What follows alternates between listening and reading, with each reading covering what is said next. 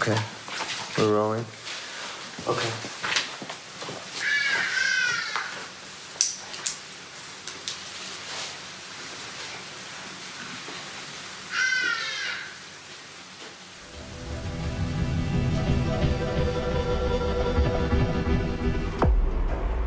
When he's on his prosthetics, you know, he's a very tall, broad-shouldered, athletic guy who looks like he can really handle himself.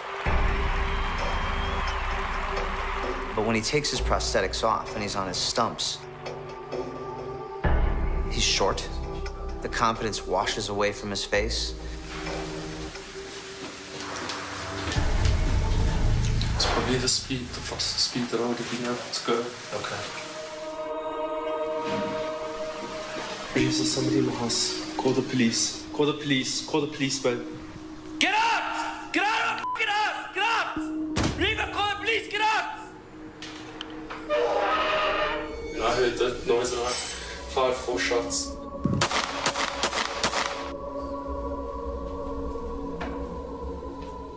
Why? Why did he shoot her? How did she end up with a person like this?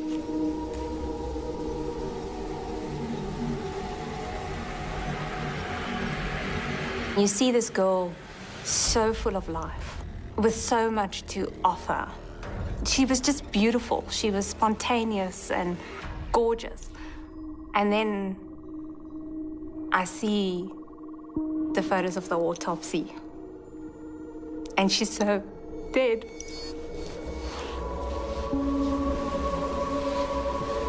Please, God, please, God. Please, God, please, God. Please help! Please help! Please help me! Help! Ah!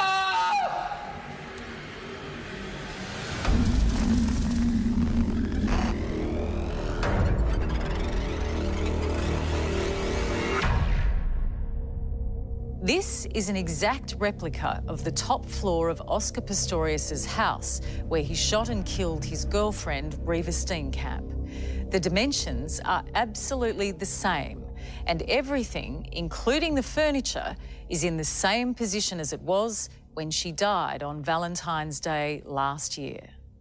Hello and welcome to this special edition of Sunday Night. I'm Chris Barth. Tonight, in this world exclusive, you'll hear from Oscar Pistorius as he describes in graphic detail what he says took place in his house that night. You'll also hear from Reeva Steenkamp's mum and dad and her best friend. We'll present both sides as Gold Walkley winners Ross Coulthart and Steve Pennells dissect the prosecution and the defence cases. And throughout, you can be part of our live vote by going to our website or downloading the 7 News app. The question, do you think Oscar Pistorius deliberately killed Reeva Steenkamp? Tonight, you are the jury in the case that's captivated the world. And a warning, some images are confronting. Oscar Pistorius was born on November the 22nd, 1986. He was born with no fibulas, one of the 2 essential bones in his lower leg.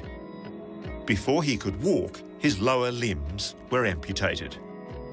I remember just running through the sand and I'd leave these like holes, you know, around the beach. And I remember saying something to my parents along the lines of, my footprints are different. And they said, no, they're just better. Having prosthetic limbs didn't hold him back. When I was growing up, my parents said 2 things to us. They said, don't do something or start something unless you're going to finish it, and don't do something unless you're going to give it 100%. I've got that addiction to perfection when I'm off the track as well.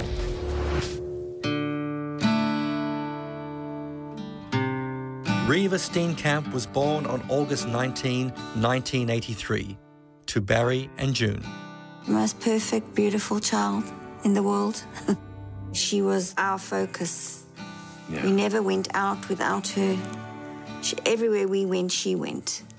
We just cared for her and tried to protect her from everything. A pretty teenager and an A-grade student. After she graduated, she began studying law. But her striking looks led her to modelling, to the disappointment of her dad. Barry, what were your expectations for her? Your hopes?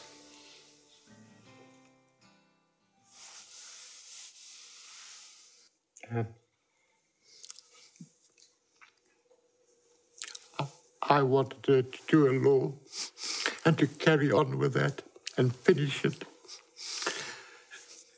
And if they listened to me, she would still be here today. I always used to speak to her on the phone and ask her, when are you coming back to Port Elizabeth, my love? When? But Reeva's modelling was taking her further afield than South Africa. She starred on the country's top-rated reality TV show, Tropica Island of Treasure. My name is Reeva, and I'm a model, and we're in Jamaica this year. Be jealous, you can be jealous. It aired 2 days after her death. Her co-star was Phuti Como. When I met her, like, we clicked from day one. You literally fall in love with Jamaica. You fall in love with being in love with love. It's just one love everywhere. Reeva was about love. I think if you knew her, you would think she was almost like, that's the only thing you would think of when you think of Reeva, love. Reeva was becoming a big celebrity. Oscar already was one. Their worlds were spinning closer. 3 months before she died, she began dating Oscar. But initially, both kept their relationship low-key. At this red carpet event for South Africa's Sportsman of the Year, they went public for the first time. But even then, Reeva was coy. She wasn't the type of person to say, I'm going out with Oscar Pistorius. And wonderful. She would rather keep quiet about it until she knew and felt good and right about it. Then she would have told me. Hi, I'm Oscar's date tonight.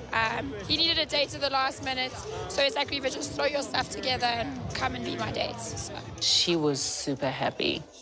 Like in the beginning, I think she was scared to go for it in the beginning because she was like, no, it's Oscar. Like, we went to this event and everyone was like, looking at us.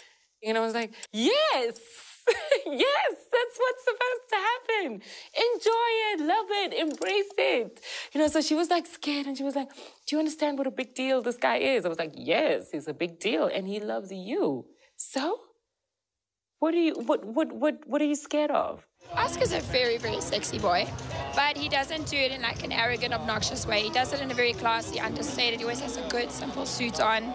Yeah, it's a gentleman. They weren't yet living together, but Reeva would often stay at his home in a gated high-security housing estate in Pretoria, South Africa's capital. These are pictures of the interior of his place, including a cabinet filled with his sunglasses. 10 days before she died, Reeva and Oscar were caught kissing on CCTV at this local store.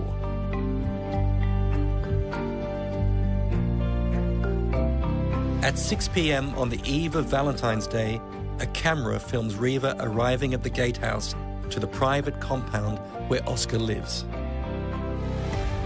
She's bringing her Valentine's present, a framed photo of him and her. I spoke to her that evening, the evening of the 13th. And she was cheerful. Yes, and she was smiling. She was smiling. They took a photo of her coming into the complex. And she was smiling, and she was happy when I spoke to her. At around 3:12 a.m. on February the 14th, shots are heard. At 3:19, Pistorius called a neighbour. At 3:20, he phoned for an ambulance. At 3:21, he called security at the compound.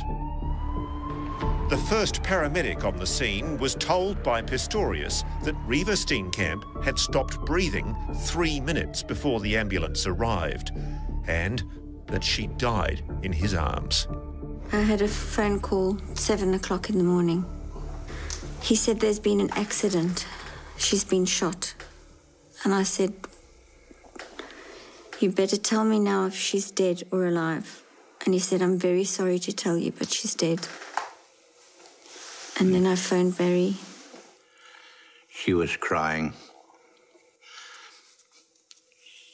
She mentioned Reeva, said it was Reeva that had died. And it was such a shock, I don't know how I got home. I said, well, how...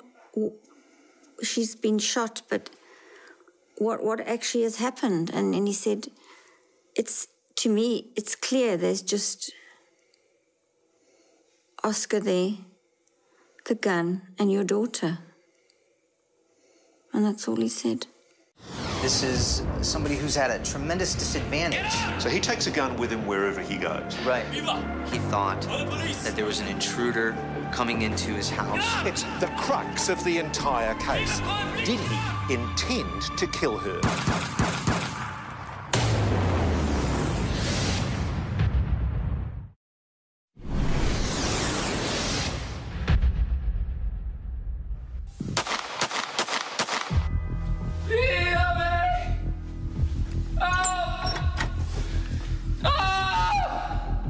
Oscar Pistorius was arrested on Valentine's Day morning last year for killing Reeva Steenkamp.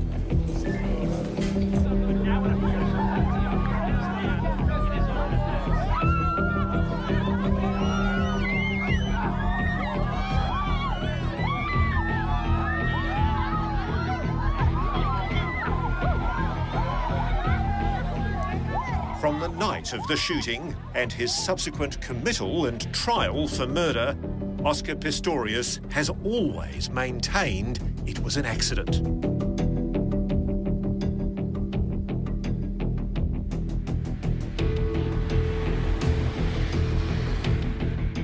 It's the crux of the entire case. What was going on in Oscar Pistorius's head when he shot and killed Reeva Steenkamp? Did he intend to kill her? This American expert has spent weeks interviewing Oscar Pistorius, and he believes he has the answers to prove Pistorius innocent.